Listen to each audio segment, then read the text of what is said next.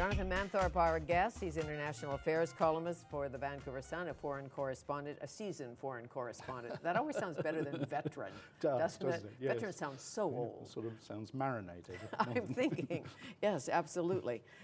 So all in all, post 9/11 world, the impact that these terrorist attacks had on world politics in general, more fear. Certainly, I mean, security has taken a much, much higher role in all considerations than it did before. I think it's also, it's focused attention on the Middle East in perhaps a way that was not there before. I hate to say that it has put in focus things which perhaps ought to have been more in focus beforehand about the internal tensions within the Muslim world.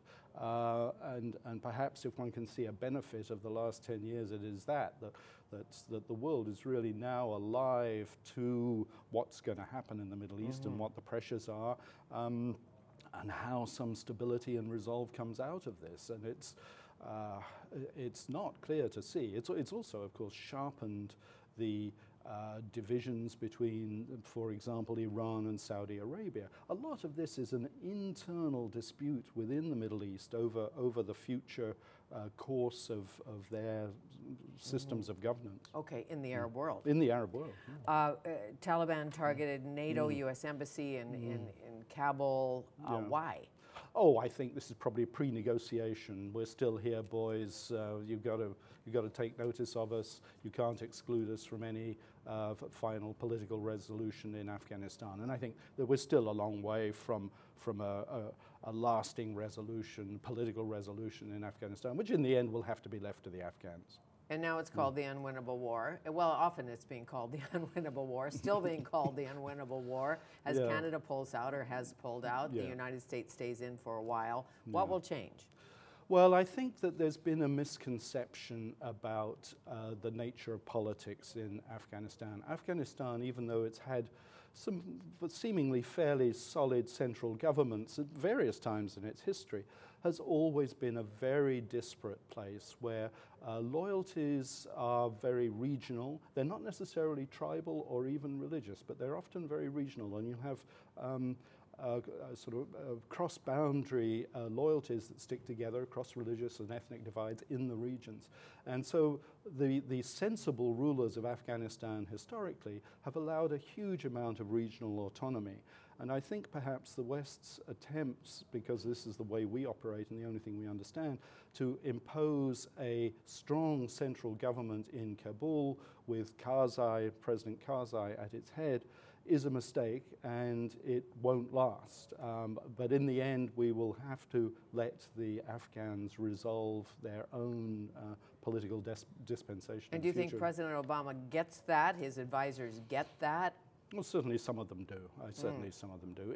It's a difficult thing for a centralized government like the United States or like the Europeans to get their heads around.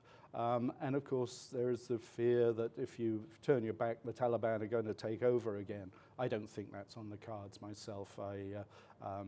I think that we could probably have a lot more faith in the Afghans working out their own redemption than we are willing to concede at the moment. There was a story the other day, and I don't know the source, but it was some Iraqis suggesting that they really didn't want the United States to leave Iraq.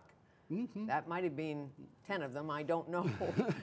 Well, of course, you know, we not us, we kept well clear of that one, and thankfully so. But I mean, the Americans have created a very strange being there. They have, the result of bringing democracy to Iraq, of course, is that the Shia majority, which was kept in place by the Sunni Muslim minority of Saddam Hussein, the Shia majority has now taken power, and of course are allied with Iran next door. So, and of course have brought this Shia Sunni